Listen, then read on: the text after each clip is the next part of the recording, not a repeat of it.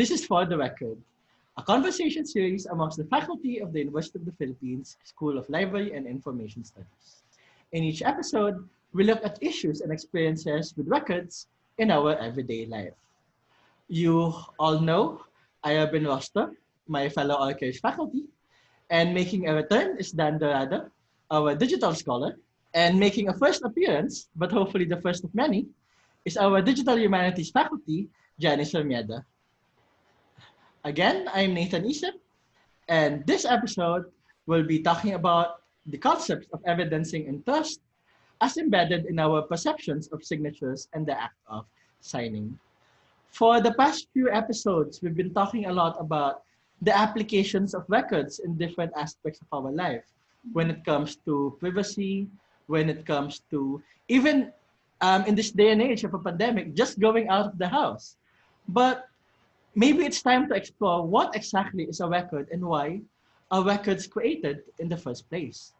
So when we're talking about records, they exist for a reason and they are created for a reason. And usually this reason could be as a result of or as evidence of a particular transaction between two or more entities or what we call activities between individuals or organizations or institutions. And these activities are usually performed for a reason. And of course, over time, these reasons have changed, especially taking into context the power structures and, of course, the literacy over the ages. For example, when talking about classical antiquity, only a specific privileged few have been able to read and write. So that the uses of these records are to evidence power. You will usually see records such as proclamations, documentation of conquests and triumphs. And you will see that in these records, you will have the name of the ruler, you will have the name of the general, and you will have the name of the person who created the record. So usually this will be the person in charge of the records office in the context, for example, of the Greek states, it will be the secretary of the city council.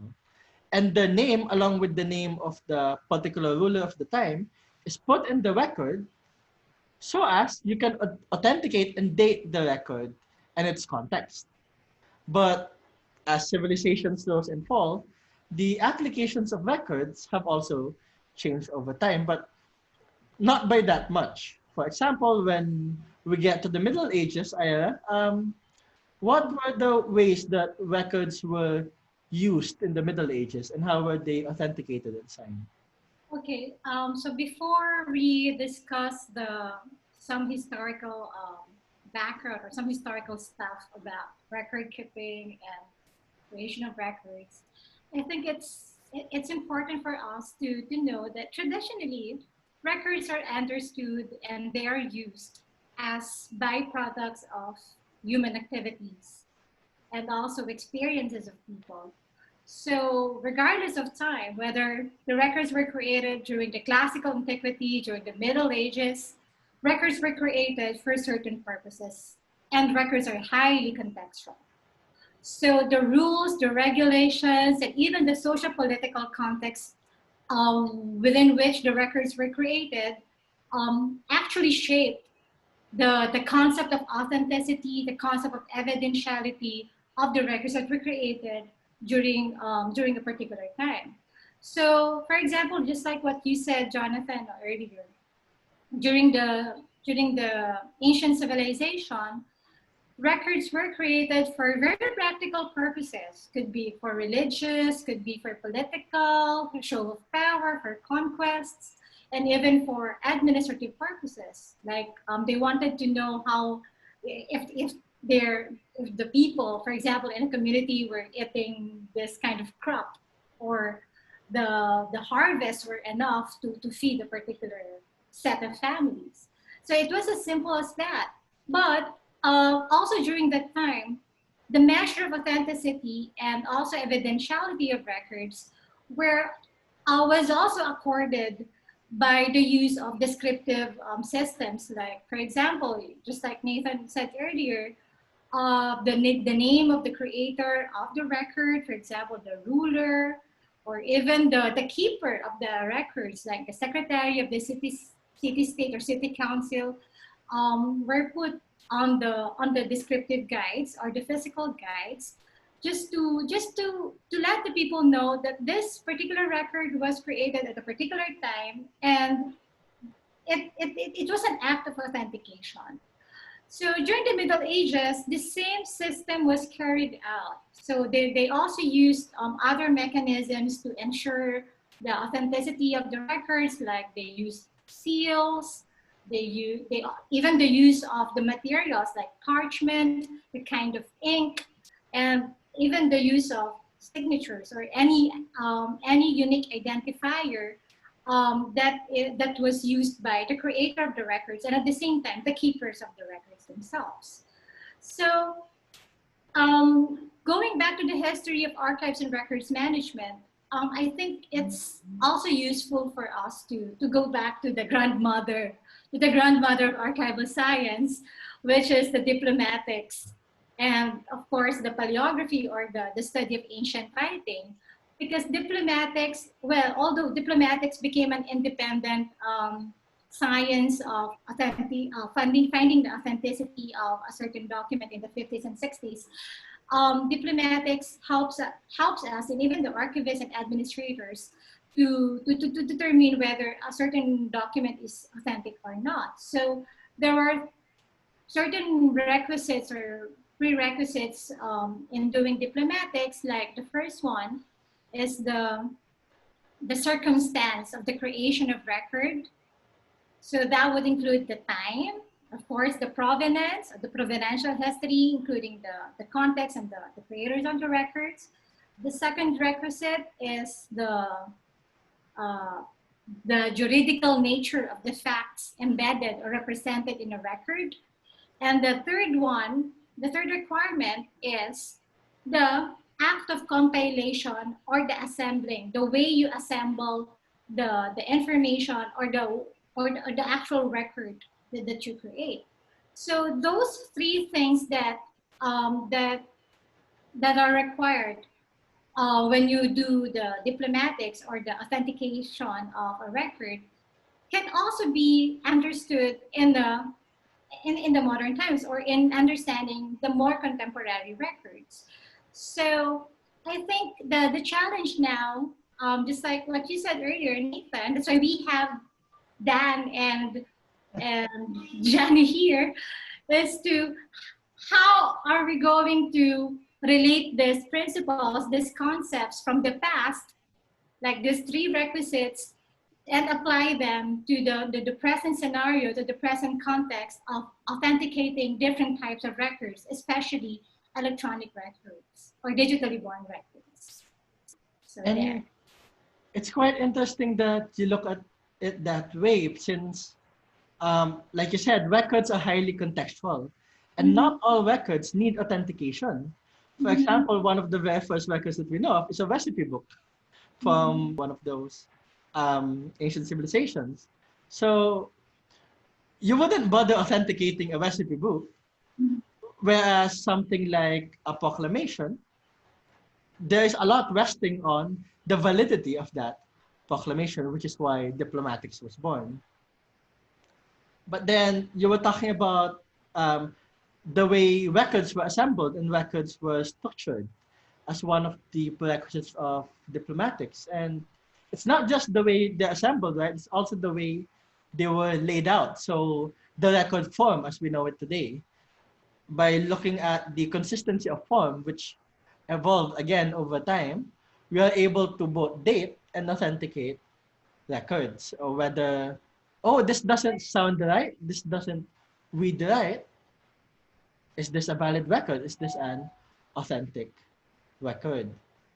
I think the authentication of records, the authentication process of records was highlighted during world wars, especially when different sides are trying to get records of the other side just to know what are their battle plans, who are the agents, who are the spies. So both sides were trying to one up each other. They would try to send false records. They would let their records be intercepted just for the purpose of confusing the other side, and thus the discipline of encryption, of authentication, was really highlighted during those times. Just for us, just to have a historical context. Yeah, and it's interesting that you mentioned the war because a key consideration during the war is, can I trust these records? Is this a real record versus one that's meant to mislead? And especially then, those misleading records can come from the same source as the authentic records, because the ministries of war is trying to provide misinformation to the opponents. One of Other the side. one of the rare instances where misinformation actually has a place. But increasingly, it's becoming a concern, the trustworthiness and the way we authenticate records when we are generating records electronically. For example, a lot of people are currently taking webinars or online courses while they are in lockdown. And these webinars issue certificates. But as we mentioned in our very first episode, anyone can make a certificate. Anyone can make a pass. Anyone can print an ID. So Anyone in how? recto can print a certificate. And Jonathan, take note that this record is not validated by concerned agency. For example, if you have a record or a certificate coming from PLY, then you will use this to renew your PRC ID. Then you will easily submit this record to the concerned agency without the concerned agency even validating kung if the record or if the certificate is really authentic or not.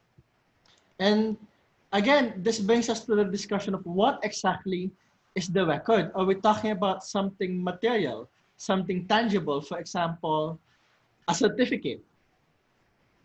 Whether that certificate is printed or whether that certificate is issued electronically, is that certificate a record in itself? Or is the record more so you mentioned the PRC ID. For those who haven't um, seen our previous episodes, librarianship in the Philippines and most other professions in the Philippines are regulated by the Professional Regulation Commission or the PRC. And to practice that profession, you need to have a valid PRC ID. And to renew that PRC ID is it 3 years?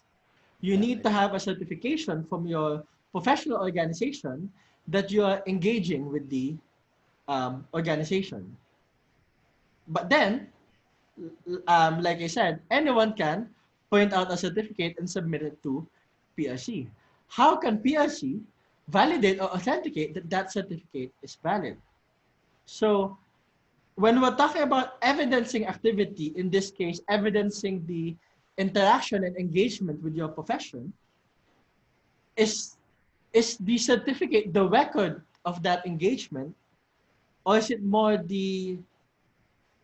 just an artifact? What is the record then of your participation within the professional discourse?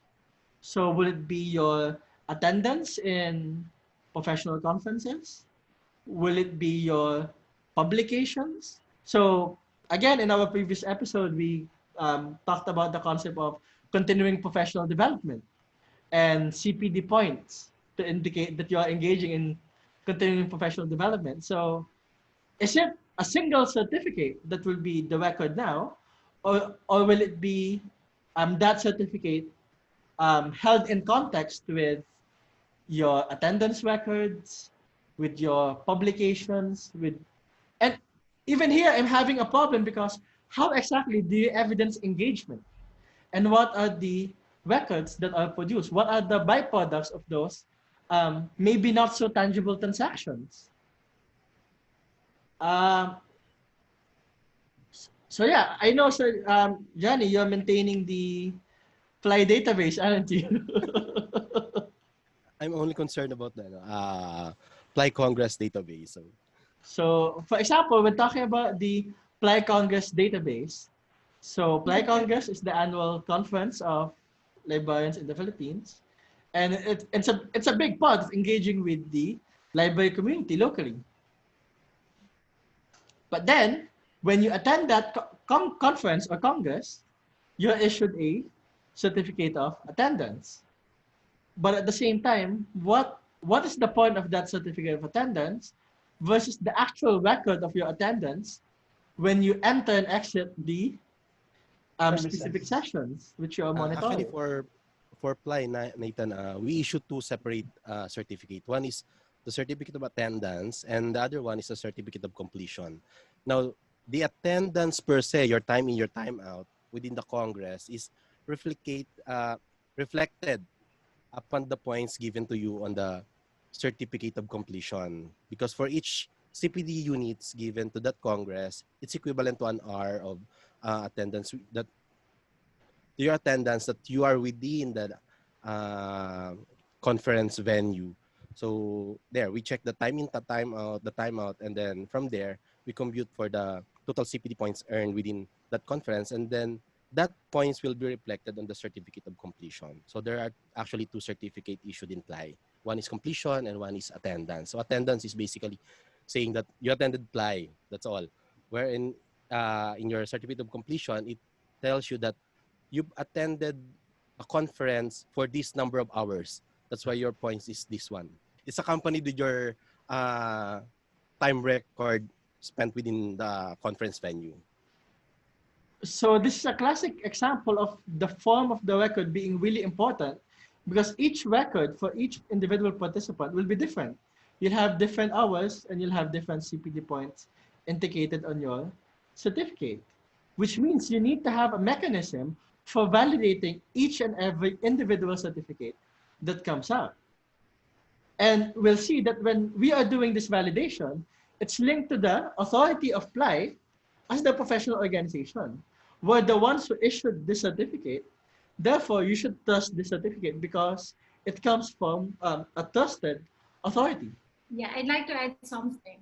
Um, Aside from the trust to the actual certificate being given to the participants, for example, there's also an issue about the trust being given to the administrative bodies that award the certificates. Because records as evidence, they can only stand as evidence if there is a wide acceptance, let's say, among the members of a certain community or group, that this particular record can be accepted as an evidence. So the evidentiality again, like going back to the history again, so it's practically the same. So what the record can only be considered as an evidence. It can be considered as an authentic record if it's widely accepted and understood that this is a trusted record. So therefore, it really underlines the accountability of the bodies giving it the certificates, and also it underlines the accountability also of the person who is given that certificate. So the trust here is a two-way process, and also the authentication and the process, or even the concept of evidentiality, is a two-way process. It doesn't work in such a way that, okay, so there is an evidence, this has an authority, but the person receiving it and the person recognizing it also gives the authority to that particular record. So it's really a two-way and very dynamic process. And again, I'm repeating it over and over. It's highly contextual. So probably in other societies, in other countries, they wouldn't really consider a seminar certificate as a vital record. But for us, it's really vital. It's so important that we cannot even renew our license without enough certificates, right? Because we're meeting certain standards, certain requirements. So, but then again, we're bound by this regulations, to really identify which is evidential, which is not, which is authentic, which is not, which is made in recto or which record should not be made in recto or should not be forged. No, so again, there are a lot of factors that have to be considered when you want to understand or truly understand the concept of evidentiality and the records. It's quite interesting because we're of course talking about evidencing and evidentiality from an archives perspective. But evidence, as we're all familiar, and records are fundamental components of law as well. And in fact, records courses were a key component in the very first law course in the University of Bologna, which is the oldest university in the world.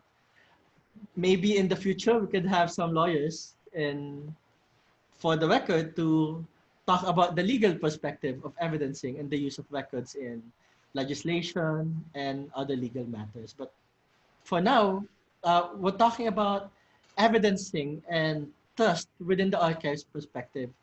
And talking about that evidencing and that trust in the issuing body, Dan, before the episode, we were talking about online courses and Coursera, for example, Yes.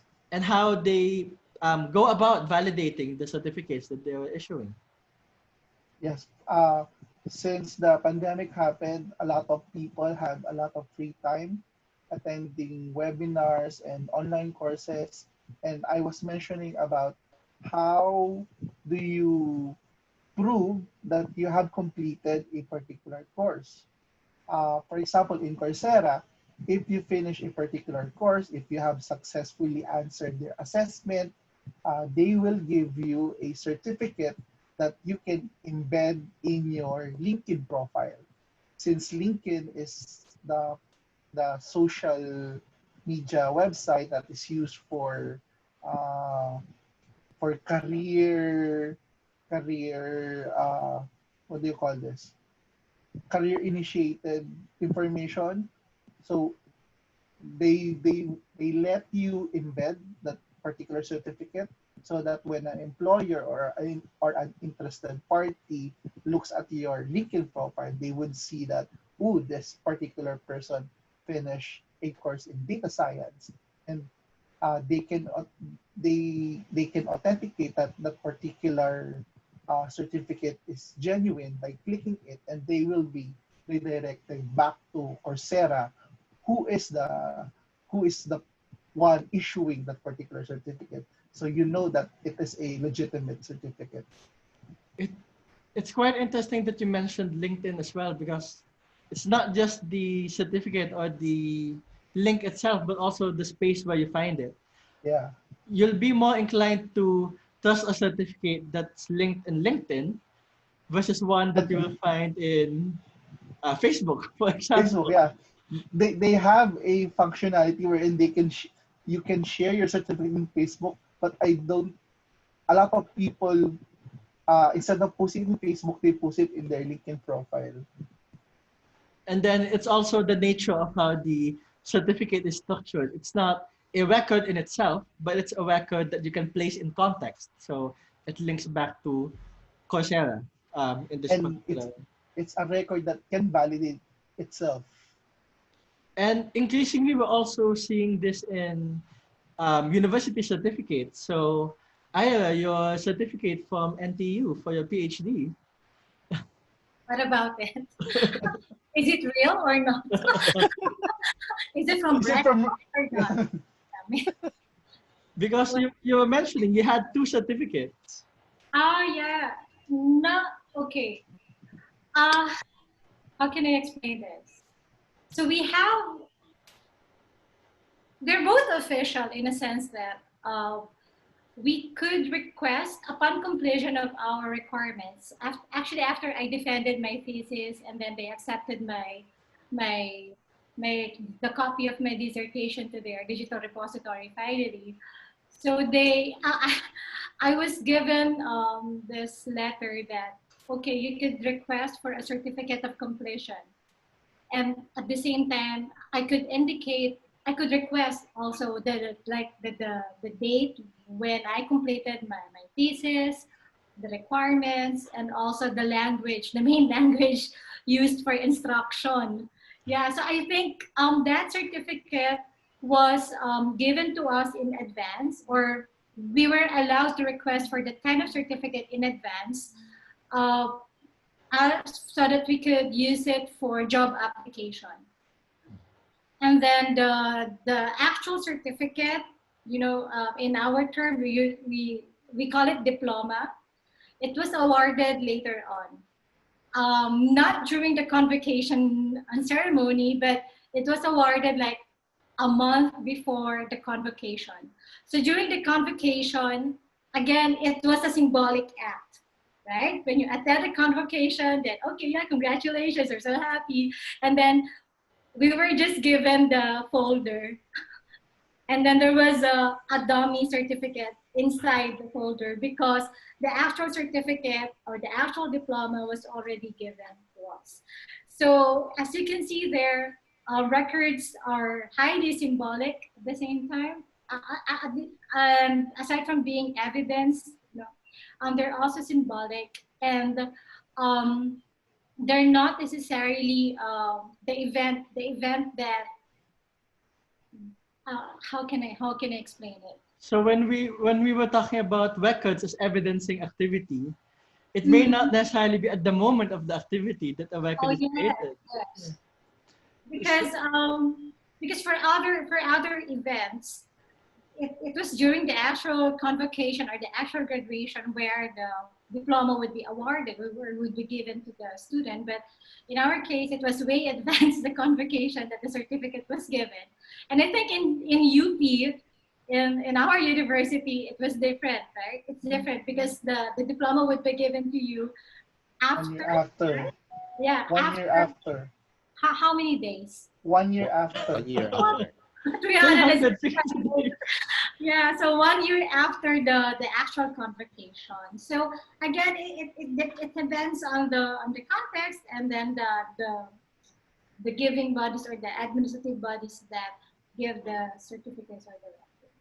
Yeah, I and just remembered the diploma that was given to our parents. If you grew up in the province, usually the diploma that they got when they graduate in college was the one who is laminated in wood. And Yeah.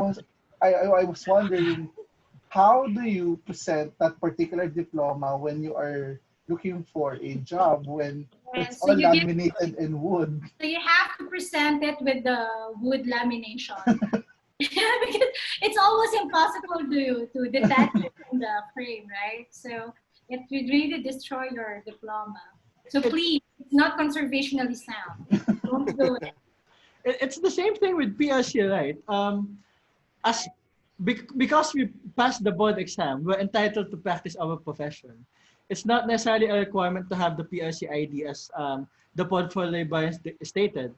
But to do that, you need to be able to present your certificate of registration, which is also a framed certificate. So will you rather carry an ID that you have to renew or a big certificate and show it to everyone that, hey, I'm a librarian? Um, but yeah, it's the concept of records as being part of symbolic acts will be the topic of our next episode, especially for graduations, weddings, and other ceremonies and rituals.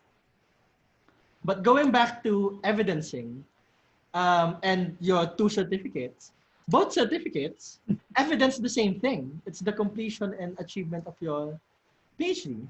Yeah, except for one thing. The diploma or the convocation certificate had had the signature of our president, of the university president. And then the other certificate that's computer generated doesn't have any signature at all. So So here we go. What are signatures for? In this modern day where a lot of things are generated in databases and are issued electronically. So yes, in medieval times and even as recently as post-war, signatures have value because computers and electronic records were not as prevalent. which means authenticating the signatures is a key part of the diplomatics of the record. But now, when a record is issued electronically, do signatures have a use? Or is it more our concept of what a signature is? So traditionally, our concept of a signature is a wet ink signature. Is it more of changing our mindset on what signatures should be in the modern age or postmodern age? Actually, Nathan, I think we have a big problem when it comes to the concept of the wet signature and a digital signature, especially uh, with What's happening now? with what is happening now. So more or less, many of our people just think of digital signature as merely as uh, a wet signature, wherein you take its picture and then you attach it on a digital signature. So that becomes problematic, since some of them just give that signature to other person, and that person will attach the signature to a digital signature. Then imagine you have 300 people sending you their wet signature in JPEG format, diba? Then you already have the power to create whatever document you want from that. You may want, I, if you're really a I, bad guy, you may want to to create a deed of sale for their entire what we call this, their lahat ng pag-aari nila. So The concept of a wet ink signature, by its very name, wet ink, it's not just in the image of the signature itself, but also the physicality of that signature. So the what ink did you manifestation. use? I remember a few years ago, someone plagiarized my signature, and it was someone called me and asked, "Did you sign such a document?" And I was immediately able to say no when they sent me the picture, because one, it was written by a ballpoint pen, which I rarely use anymore. I'm a fountain pen collector, and two, the ink didn't match. So I knew immediately that it wasn't my signature, and I was able to de-authenticate it. But if you're using the same photograph of a signature over and over and calling it an electronic signature or a digital signature, then those mechanisms of authenticating a wet ink signature ceases to have any function, because it's Yeah. the exact same signature over and over again. Unless that's your mechanism of authentication, it's the same exact signature. Another problem of the wet signature is we know for a fact that a lot of administrators ask their secretary to sign documents on their behalf, wherein the signature of the secretary is now the official signature of that particular position. So it's not the actual person who is signing it, but it's the position. It's the it's the person who who was instructed by that person who is in that particular position to give to give the signature, and with that signature the value and the power it has. Yeah, because supposedly a signature is something you possess. So much like a seal, a signet ring, or I remember the former chancellor of UP Diliman, Dr. Michael Tan, depending on what record he's signing, he has different signatures. So of course, for formal documents, he will have the traditional wet ink signature. But for student awards and student certificates, I remember he uses chalks. So you can just stamp certificates in bulk, because it's really tiring if you're having to sign a ton of documents manually. So yeah, just give someone their chops and then they can stamp the document and get it done really quickly. But now that something is electronic, you're not the only person who possesses your seal or your signature, your mark of being. So how do you ensure that that document or that record is executed by the individual that it's supposed to be from?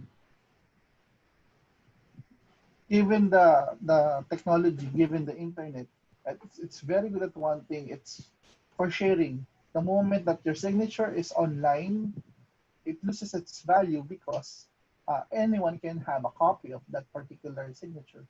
So we have to think of other ways of validating whether a particular document really did come from the signed origin.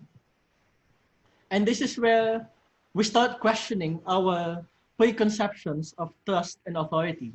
Because now there are two approaches where we can authenticate records.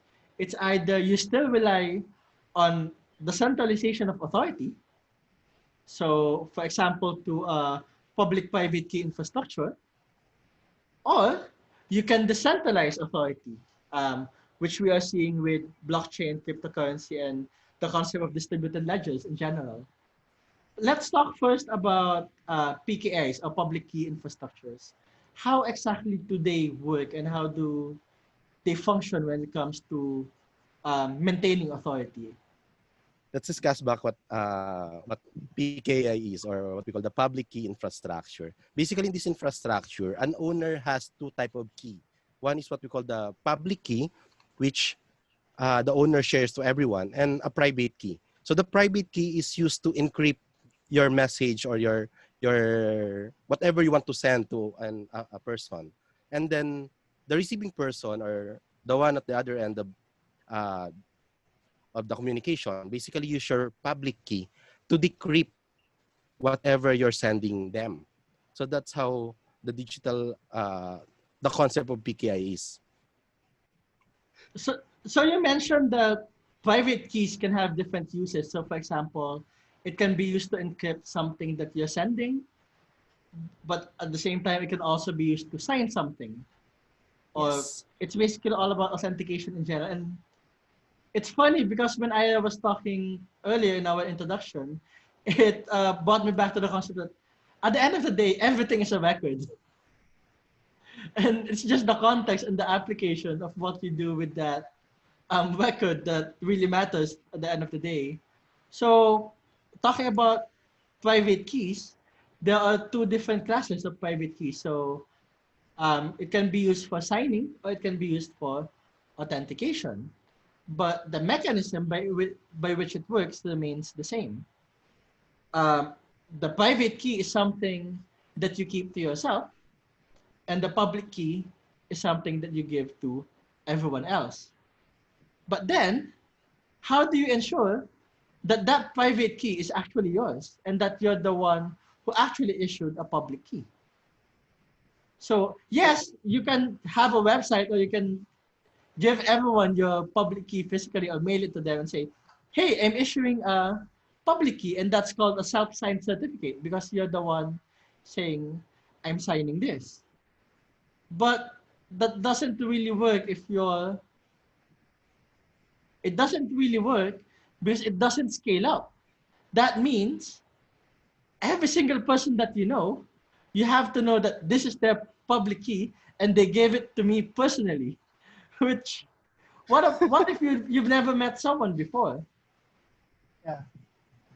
Actually, the problem with public key is you don't even know who owns that key. It's just a key that is used for decryption. Versus if you issue a digital certificate, you are giving out your public key, but at the same time, within the key embedded there is the owner of that particular key.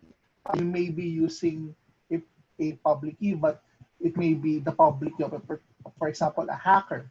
So as much as possible, you use a digital certificate more than a digital key. And this is where the concept of a certificate authority comes in. So someone Yes. else, another authority, has to Not validate the authority you are the owner of the certificate or of the key. certificate. But And then, you have to trust that Agent. particular certificate authority. yes, I was going to say, who is the authority that regulates the authority? it has to end up somewhere, doesn't it? Yes. And Who that guards would the guardian? and that would be the root certificate authority. Or yeah, it's the root certificate authority. But then, Who regulates the root The root authority? certificate authority. and then this is where we talk about sociocultural norms and politics of power, because at the end of the day, you have to trust that root certificate authority, and you have no other choice. For example, in the Philippines, the Philippine Public Key Infrastructure is called PNPKI, and this is regulated by the Department of Information and Communications Technology, or DICT. And they issue uh, the root certificate for the Philippine government, so the Philippine Root CA. Because it's not issued by commercial certificate authorities, for example, like DigiCert or what's the other one? DocuSign. DocuSign, VeriSign. It's not automatically embedded in your devices. So it's not automatically recognized, which means if you are using a PNPKI, it will still come up as untrusted in most of your software because you haven't registered your um, Philippine root CA yet. And I remembered when I first installed my PNPKI, you had to go to this process of trusting your root certificate. And it's quite memorable because I trust the Philippine government. It's basically what you're doing. So you're committing to trusting the issuing authority. I think that is something that the DICT needs to do. Any device that is sold in the Philippines must recognize the DICT as a certificate authority, so that that particular step, that particular process, can be eliminated. But then wouldn't that be another layer of bureaucracy? So for example, NTC registration. So having to force devices to recognize. Oh, but then again, you don't have to do it per device. You just have to coordinate with With the device manufacturers manufacturer, and tell them you yes. have to recognize this. If they are going to ship this particular batch of devices, particular set of computers in the Philippines, you might as well introduce the certificate authority, the DICT, as a certificate authority. The problem is when you buy a device from other country, that's when they won't recognize your certificate. So another mechanism will be to authenticate themselves with more recognized certificate authorities. So the Apple one, the Microsoft one, DocuSign, VeriSign, and so on. Because yeah, if you can't regulate the devices, might as well subject yourself to the authority of the device Yeah, Device. manufacturers. that's the cost of doing business in the country. Yeah, but I guess that's the issue when the issuing authority is the government, because at the end of the day, manufacturers should be under the government and not the other way around, which is the challenge we're increasingly seeing nowadays of services being under the mercy of the apps that they're using, and the controversies now of who are manufacturing these applications. Because, for example, TikTok, right, being banned in different countries, but yeah, out of scope of this discussion. So at the end of the day, you have to trust the root certificate authority. But do you?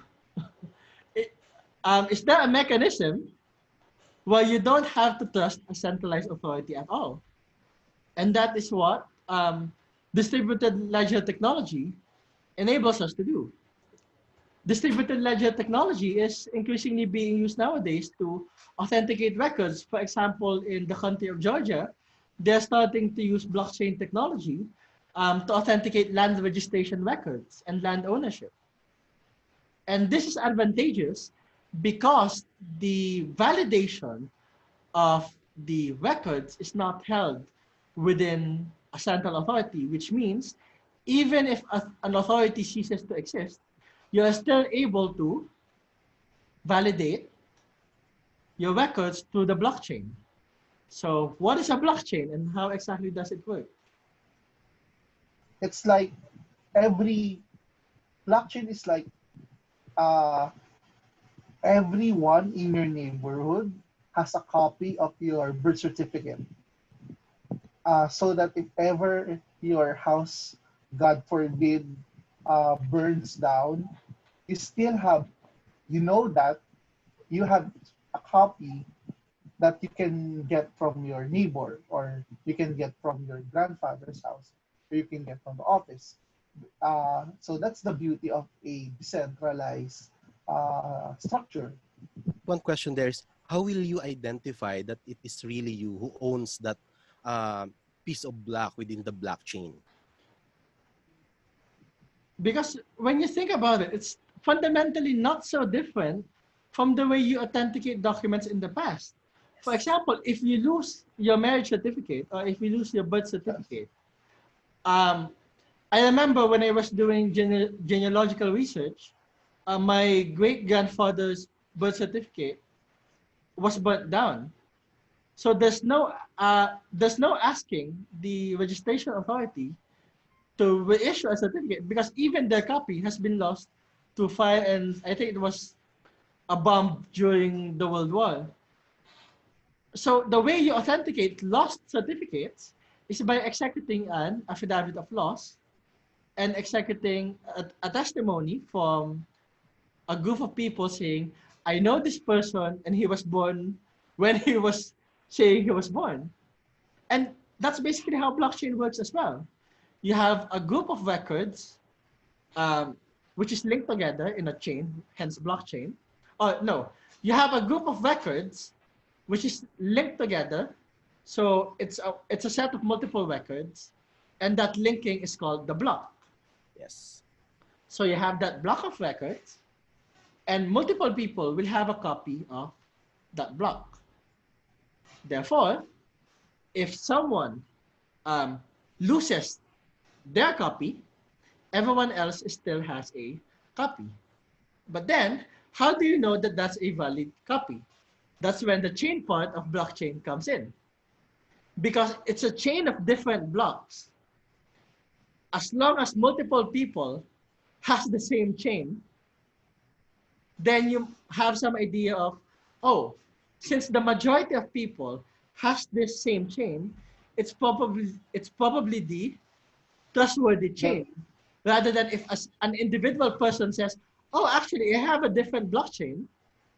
Mine is but the authority. No, because everyone else has a different chain, and that chain is um, encrypted through cryptography to ensure that it cannot be changed easily. so the only way you can forge a certificate is if you forge everyone's certificate, which is very hard to do. But of course, the challenge here is maintaining the chain and providing the technology that allows everyone to connect to that chain. So sometimes, even though you're implementing distributed ledgers, distributed ledger implementation is still linked to what they call a private blockchain. So it's still a single authority maintaining the entire Yeah, chain. it's still the telecommunication organizations maintaining the network. So basically, who controls the internet? But this has really interesting implications when it comes to community archives, for example, and participatory archiving, because it's not so much now that, so like I said, anything can be a record, and the big challenge of talking about authenticity and authority is that often you are reliant on central authorities and authorities of power. But what Yes. about institutions who are disempowered, who are disenfranchised? How about the records? Don't those records have the same authority as the records issued by those in power? I see the use of this technology, for example, of what is happening in Hong Kong. Dati di ba sa Hong Kong nawala na lahat ng pro-democracy books nila? Yeah. Kasi talagang kinuha na ng mga Mm. authority. So same concept. Pag if you have records that challenge the current authority using blockchain technology, even if they destroy a particular record, you know for a fact that it is somewhere within the blockchain, and you can still retrieve it when you if ever the time that you need to access it again. But of course, this would bring us back to the records continuum and the need to actually capture records properly at the moment of creation. Because if you don't document records properly, if you don't assign appropriate metadata, and if you don't structure the chain at the first place, it's like shutting the doors after the horse has escaped. Because, yeah, you can't do it after the fact. You can't put something in the blockchain after it has been created. It has to be created natively as a distributed ledger. So I'm wondering what implications blockchain technology have and distributed ledger technology have to existing records, and how could we utilize these technologies for things that we are used to generating. So, for example, going back to our conference certificates. Maganda yung effect ng blockchain when it comes to uh, determining the authenticity of a certificate, especially here in the Philippines, wherein the reproduction of certain certificate can be made in recto. And you can have it given to other person.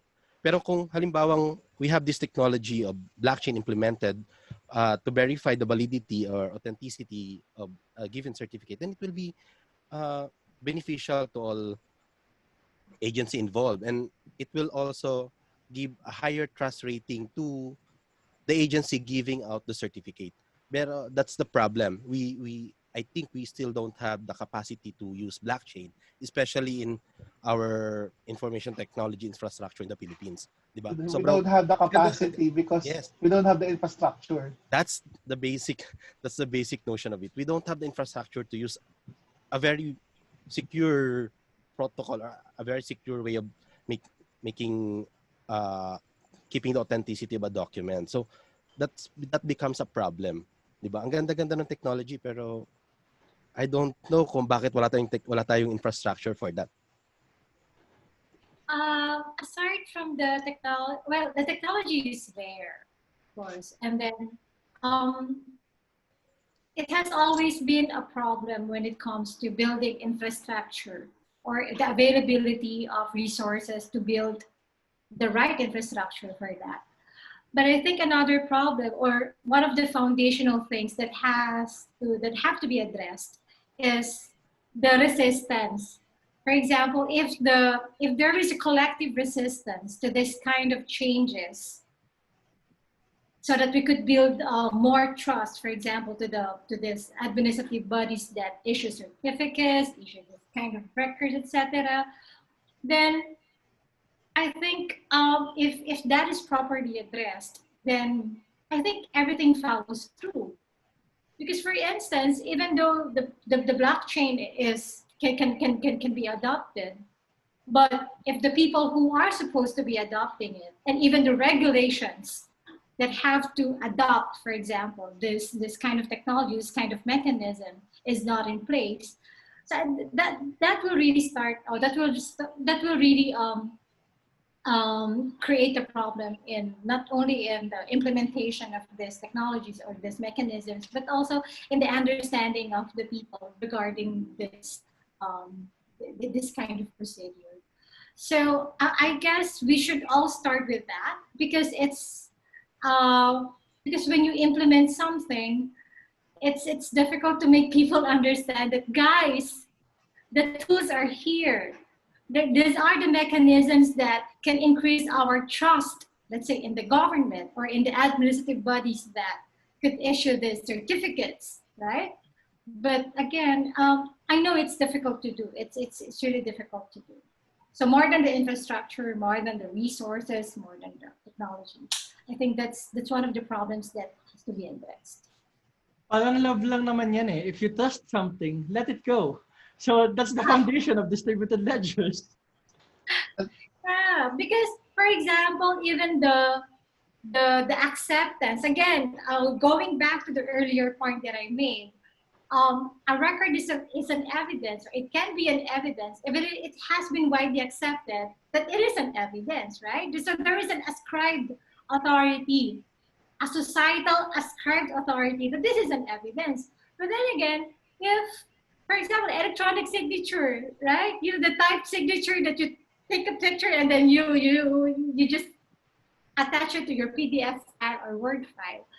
There are some transactions, even in the government transactions, that do not accept that kind of signature. You still have to be physically present despite the pandemic, for example, despite the the distance, you still have to be there to physically sign the document because there are regulations, there are legislations that do not allow us to give electronic signatures or even to process records electronically.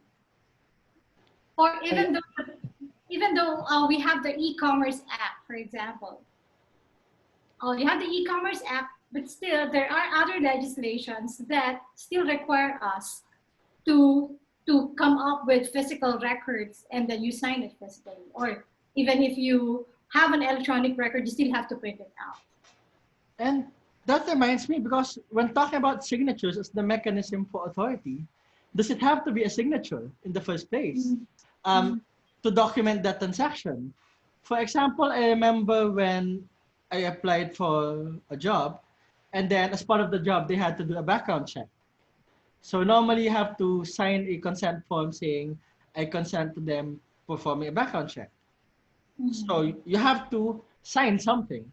But instead of signing something, I only had to send an email stating the same thing. And it's already the process of sending that email, them knowing that the email comes from me, and that is sufficient as documentation of consent, rather than having to have some sort of form where I have to sign it, print it out, scan it, and send it again. But at the end of the day, it's about the transaction. The record is just an evidence of that transaction. The, therefore, the way we create the record and the record that we are creating should not be static. And we should not, Yes. it's like Terry Cook said, electronic records, paper minds. We shouldn't be constrained by our paper-based processes and mechanisms when thinking about how we document transactions and how we evidence transactions. I I think think one good example with that, Jonathan, is our election. Though we have a digital part or an electronic part within the election, then still there's a printed record given out after the counting within the poll precinct. We still And need to have that piece of paper. yes, and when it goes to Congress, they still need to see that printed copy and have it read. Like you said, is it cultural? Filipinos are really mapapel. Mahal na. Sobrang I, matindi pagmamahal natin sa papel. I So, think I think as Filipinos we have a big distrust with technology. If we don't understand what is happening within that particular counting machine, that's not true, or we won't accept it as for all we know, our votes are being manipulated inside that machine. So as as mentioned by Ma'am Ira, it must be accepted. It must be put within the social contract, and everyone must agree with it that this is going to be the new normal of how we do things, of how we validate, how we authenticate things. But I don't think it's necessarily about trust in the um, I don't think it's necessarily about trust in the technology or distrust in the technology. I think so. Dan, I know you're coming from a knowledge management background, and one of the key things or key challenges that we have to face will be change management. It's more of about being ingrained in the existing processes.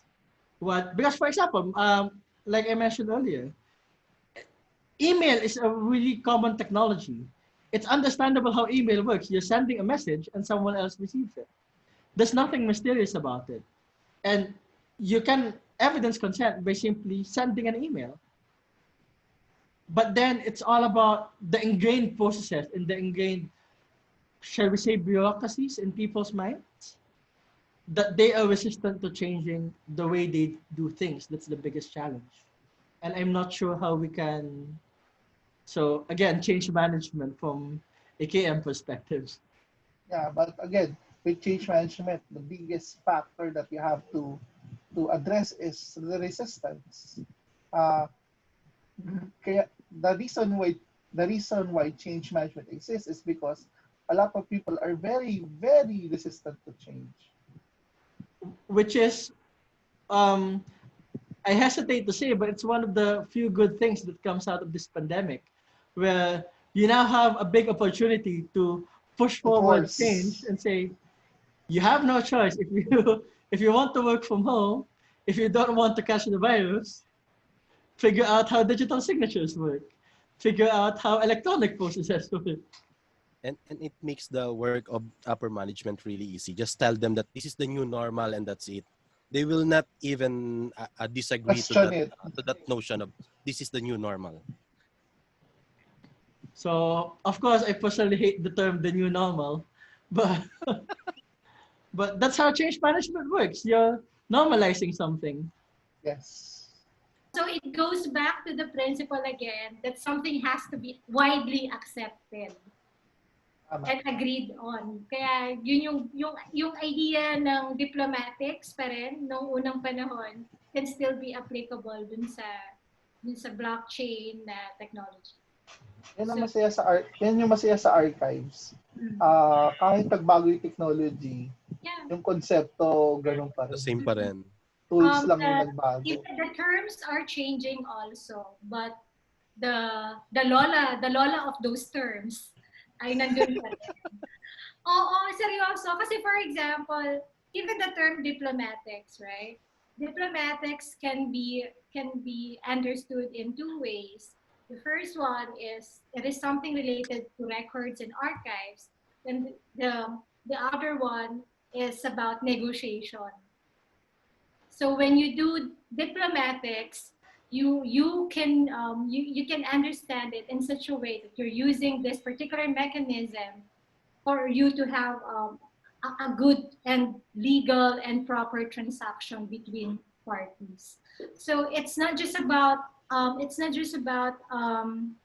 identifying whether a record is authentic or not, because sometimes you really, just like what you said, Jonathan, sometimes you don't really need to authenticate a record. You just did it to serve as an evidence or something that has a very unique value to you, sentimental value to you. It doesn't have to be authenticated, right? But using the diplomatics, you can also see the symbolic value or even the personal value of a particular.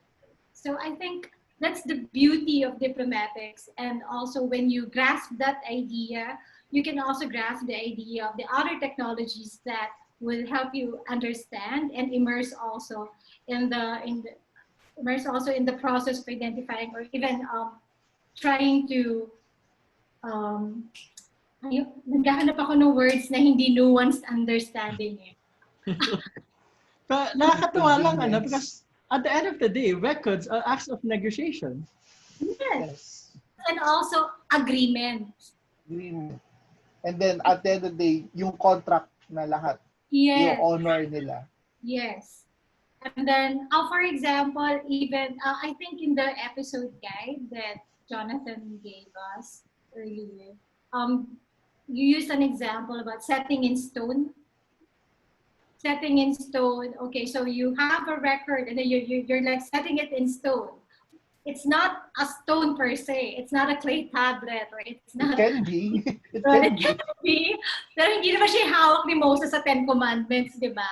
Pero the fact that you're using a record as an evidence for you to have a contract between parties, then yun yung sinasabi ni Dan kanina. Yes. My interpretation of that is by setting it in stone, you know for a fact that tomorrow that contract will still be recognized. Even after a year, after 10 years, that contract will still be recognized. Meaning it will stay the same as it is. Yeah.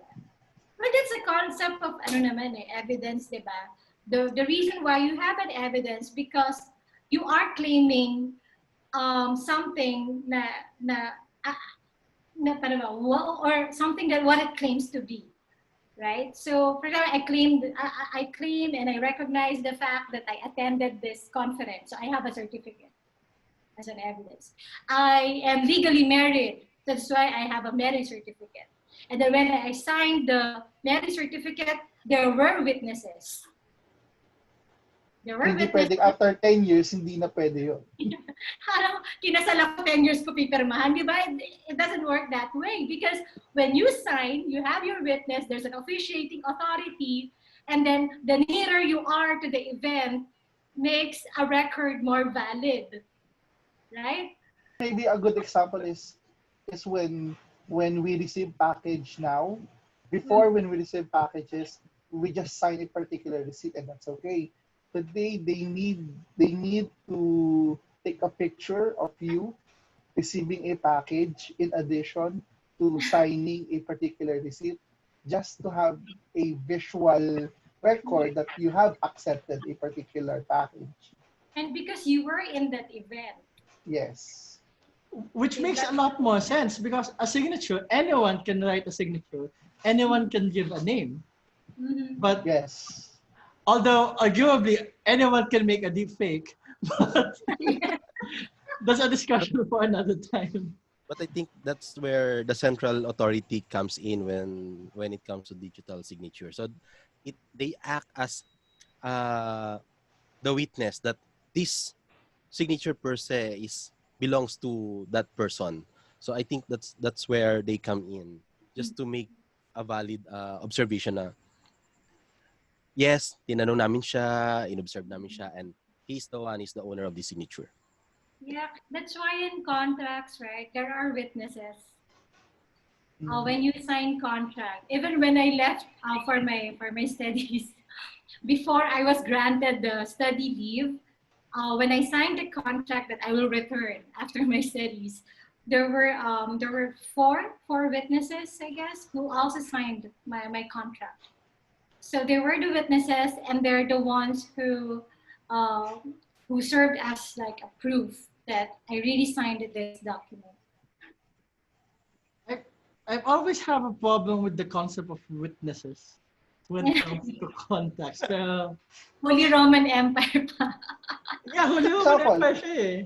Yeah. For example, like in the Hamilton musical, remember the part where nobody was in the room, so it was an attribution to something happened, but no other person can testify other than those people who are involved in that particular transaction. That's the need for witnesses. Diba? Kasi parang it's ceremonial eh. Even public ceremonies. The reason why we were holding Meaning, public ceremonies is because of, not because you want to brag. It's a validation. It's a social validation that an important, very important event has been happening. For example, weddings, ano pa ba? Oath taking. What else? graduation. Graduation, di ba? You bring your entire family, your buong angkan with you, di ba? Pwede naman ikaw lang naman. But yeah, so you Or must basta lang inabot sa'yo yung diploma mo. oh, okay lang. Sa amin nga, walang diploma inabot, di ba? Cover na lang, tapos dami diploma. But then again, because it's a public ceremony, and I think it really rooted from a very, very long history of symbolic acts of achievements and winnings and victories. I think witnesses is a reinforcement. Yes. For the contract to be reinforced, witness must exist. Mm-hmm. I think mas pang next episode na to the symbolic action. Ang saya na discuss. Diba? Diba? Basta buhay tayo, guys. Actually. Yung kanina parang, blockchain. Yeah. I think it will be good to end on a call to action. So talking about these evolving mechanisms. As mentioned by Ma'am Iyra a while ago, there must be trust, there must be a wide acceptance of the rules of how are we going to do things, so that everything will work, even if 10 years has passed, 20 years has passed, that particular record will have its value because everyone agrees that this is its value, and we have to accept this no matter what. No matter what. But ang strict ng archival science. Actually, dyan pumapasok, Jonathan, yung idea mo na IT is not supposed to be a separate subject. IT is a tool Yeah. It should be embedded to everything. You don't need ICT as a separate subject. You can do reference librarianship with ICT embedded on it. You can do cataloging with ICT embedded on it. I guess that's the biggest issue when you're coming from a technology perspective and trying to force those conceptions into different fields. Rather, the best way to go about it, which is the foundation of digital humanities, is that, oh, this is my understanding of a particular dilemma, of a particular issue in the field. So, for example, in archival studies, I'm talking about authenticity and authority. And then you're thinking, how could I apply the tools that the technology provides me to solve these issues, rather than the other way around saying, oh, this is a fancy new way of encrypting stuff. You should be using it. No, it's all about identifying that issue, that fundamental theoretical dilemma, and then saying, this might be a way of addressing it. Yes. If you start with the technology, you have a solution looking for a problem. And yeah, this has been quite an interesting discussion, but I'm afraid that's all the time we have today. Next episode, maybe we can expand a lot more on talking about witnessing and the acts involved in creating a record, especially when the record itself is not what matters the most, but rather it's all about the symbolic act and the engagement and the statement you're making when you are engaging in those acts of negotiation and particular activities. And hopefully you can join us again for that episode. Thank you again very much, Iyra, Dan, and Jani. Thank you. This has been For the Record. For the Record is brought to you by UP SLIS. Find out more about our school on our website at upslis.info. Thank you for watching, and please don't forget to like and subscribe to our channel for more fun conversations on archives and records. See you next time.